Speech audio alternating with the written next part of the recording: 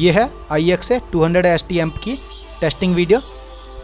Sound quality check करने के लिए पहले छोटे स्पीकर्स पर टेस्ट करेंगे और पावर चेक करने के लिए फिर बड़े स्पीकर्स पर टेस्ट करेंगे। तो चलिए शुरू करते हैं।